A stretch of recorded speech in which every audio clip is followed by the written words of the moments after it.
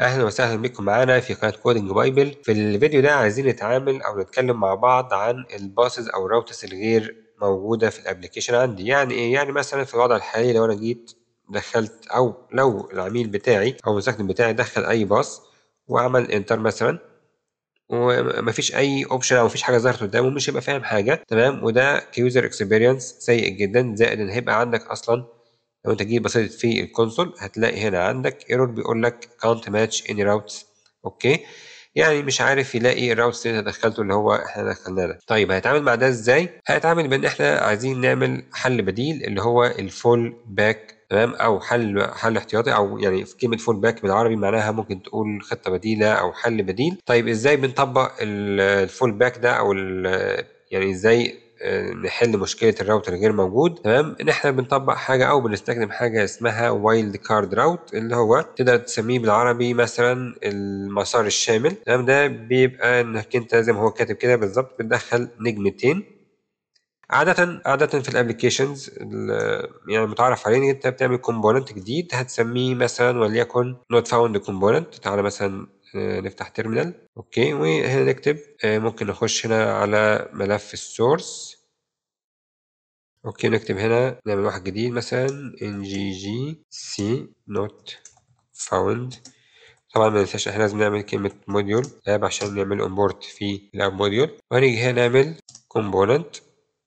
اوكي، هنسميه هنا not found component. وممكن نيجي هنا بس ايه بوريك هتكتب هنا ايه مثلا not found. ممكن مثلا تعملها h1. في الحالة دي لو جيت دخلت اي باص هتلاقيه يقول لك ايه not found، فده حل اسهل. على الاقل هيبقى العميل فاهم او المستخدم فاهم ان الباص ده مش موجود، او دي صفحة مش موجودة عندي في الابلكيشن. طيب حاجة تانية، الفكرة النوت فاوند كومبوننت دي مش موجودة بس في الباص، او يعني ده مثلا كومبوننت جنرال للابلكيشن كله. لكن افرض انا عايز مثلا عندي مثلا البرودكت، عايز اكتب برودكت نوت فاوند مثلا. هل ممكن انا اعمل وايلد كارد باس او مسار شامل للتشيلدرن بتاعت البرودكت؟ ينفع. يعني ممكن تيجي هنا في البرودكت. اوكي، تكتب هنا مثلا nggc product not found مثلا، وهنحط الموديول بتاعنا اللي هو البرودكت. اوكي، وهتيجي هنا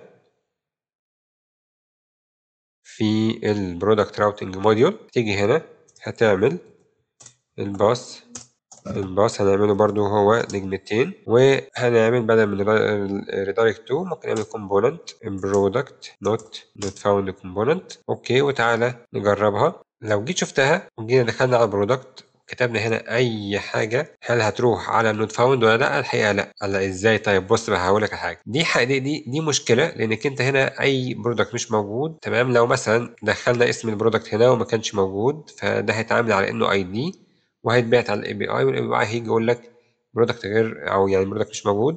دي ممكن انت تهندلها من داخليا انك تبعتها على مثلا، يعني مثلا ممكن تعمل هنا ايه برودكت نوت فاوند بدل من الباص الشامل وتعملها كده.